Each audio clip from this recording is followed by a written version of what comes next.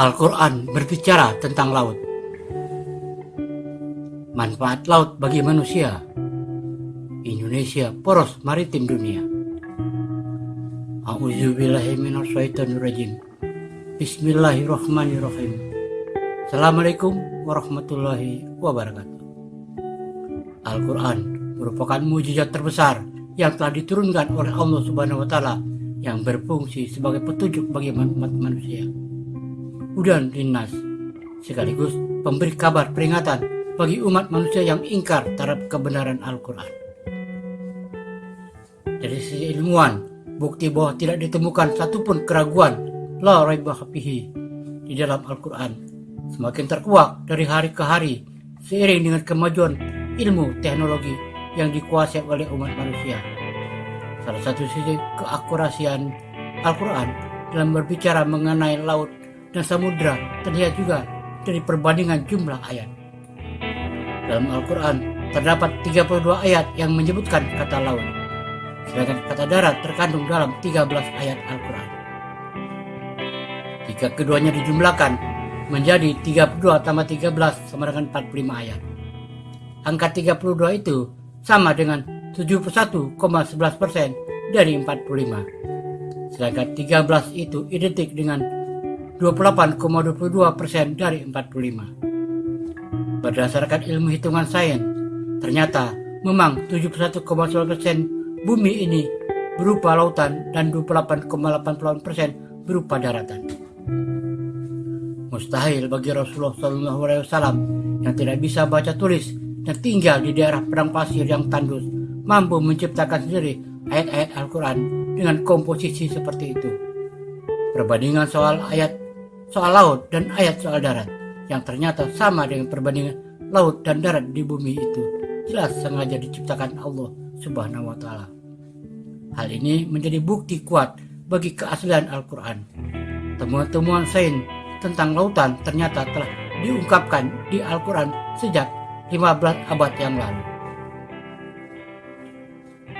Surat 16 An-Nahl ayat 14. وهو الذي سخر البحر لتأكلوا منه لحما طريا وتستخرجوا منه حلية تلبسونها وترى الفلك مواخر فيه ولتبتغوا من فضله ولعلكم تشكرون. Dan dialah Allah yang menundukkan lautan untukmu agar kamu dapat memakan darinya daging yang segar, ikan, dan kamu mengeluarkan dari lautan itu perhiasan yang kamu pakai, dan kamu melihat bahtera berlayar padanya lautan itu, dan supaya kamu mencari keuntungan dari karunia-Nya, supaya kamu bersyukur.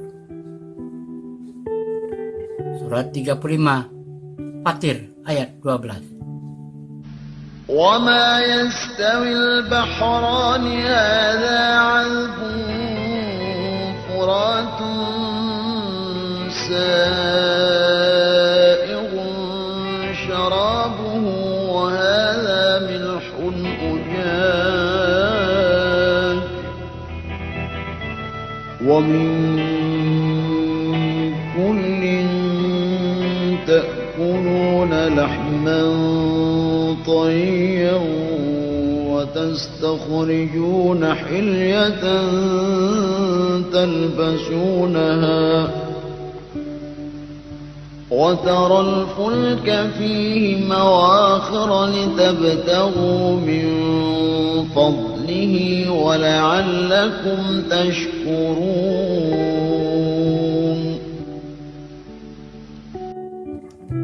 Dan tiada sama antara dua laut, yang ini tawar, segar, sedap diminum, dan yang lain asin, lagi pahit. Dan dari masing-masing laut itu, kamu dapat memakan daging yang segar, dan kamu dapat mengeluarkan perhiasan yang dapat kamu memakainya. Dan pada masing-masingnya, kamu dapat lihat kapal berlayar membelah laut, supaya kamu dapat mencari karunia-Nya, dan supaya kamu bersyukur. 5. Al-Maidah ayat 96. أحل لكم صيد البحر وطعامه متاعا لكم وللسيارة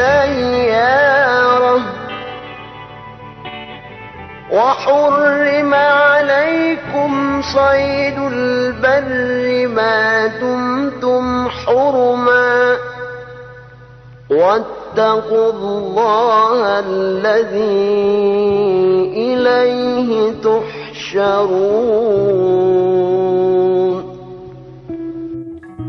Dihalalkan bagimu binatang buruan laut dan makanan yang berasal dari laut sebagai makanan yang lezat bagimu dan bagi orang-orang yang dalam perjalanan, dan diharamkan atasmu menangkap binatang buruan darat selama kamu dalam ihram. Bertakwalah kepada Allah yang kepadanya lah kamu akan dikumpulkan. Sejak 15 abad yang lalu, Al-Quran berbicara soal manfaat laut bagi peningkatan taraf hidup manusia. Kini terbukti negara yang pandai memanfaatkan potensi lautnya bakal mendapat kekayaan yang sangat berlimpah. Selain mengandung banyak makanan dan perhiasan, laut juga bisa menyimpan banyak bahan tambang, bisa menjadi jalur transportasi yang murah, dan sebagainya. Laut dalam. Satu lagi fenomena kelautan yang diungkapkan oleh Allah dalam Al-Quran mengenai laut dalam. Laut dalam, deep sea, adalah bagian dari laut yang sangat gelap. Hingga saat ini, laut dalam masih merupakan misteri bagi manusia. Penelitian di laut dalam sendiri hingga saat ini masih sangat terbatas. Tahun 2010, para peneliti Indonesia dan Amerika bekerja sama-sama dalam mengungkap misteri laut dalam di perairan Sangihe Laut. Ekspedisi ini dikenal sebagai Indeks Satal 2010. Ekspedisi ini telah mengungkap tentang lapisan kegelapan di laut dalam, kehidupan hewan dan tumbuh-tumbuhan di dalam kegelapan, di bawah laut, dan gunung-gunung api yang menyembur panasnya. Keberadaan gunung api ini diduga merupakan sumber mineral dan sumber energi baru di masa depan. Al-Quran Surat 24 An-Nur ayat 40. أو كظلمات في بحر لجي يغشاه موج من فوقه موج من فوقه سحاب ظلمات بعضها فوق بعض إذا أخرج يده لم يكد يراها ومن لم يجعل الله له نورا فما له من نور.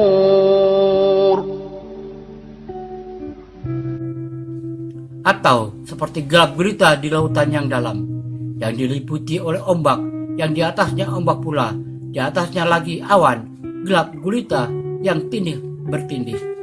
Apabila dia mengeluarkan tangannya, hampir-hampir dia tiada dapat melihatnya. Dan barang siapa yang tiada diberi cahaya petunjuk oleh Allah, tiadalah dia mempunyai cahaya sedikit pun. Kegelapan dalam lautan dan samudra yang dalam dijumpai pada kedalaman 200 meter atau lebih. Pada kedalaman ini hampir tidak dijumpai cahaya. Di bawah kedalaman 1000 meter tidak terdapat cahaya sama sekali. Elder Danny and John Pemeta 1991, Ocean London Miscellaneous Publisher SWTV. Kini kita telah mengetahui tentang keadaan umum lautan tersebut, ciri-ciri makhluk hidup yang ada di dalamnya, kadar garamnya, serta jumlah air, luas permukaan dan kedalamannya. Manusia pun mampu menyelam pada kedalaman di bawah 40 meter tanpa bantuan peralatan khusus. Mereka tak mampu bertahan hidup di bagian samudera yang dalam dan gelap, seperti pada kedalaman 200 meter. Karena alasan inilah, para ilmuwan hanya baru-baru ini saja mampu menemukan informasi sangat rinci tersebut tentang kelautan. Namun, pernyataan gelap gulita di lautan yang dalam digunakan dalam surat An-Nur 1400 tahun yang lalu. Ini sudah pasti salah satu keajaiban Al-Quran, sebab informasi ini dinyatakan di saat belum ada perangkat yang memungkinkan manusia untuk menyelam ke dalam samudera. Di kedalaman lebih dari 1000 meter, ada beberapa binatang yang memiliki fungsi penglihatan yang mampu mendeteksi bioluminescence, emisi cahaya oleh organisme hidup. Makhluk laut yang mampu membuat cahaya terdapat di mana-mana.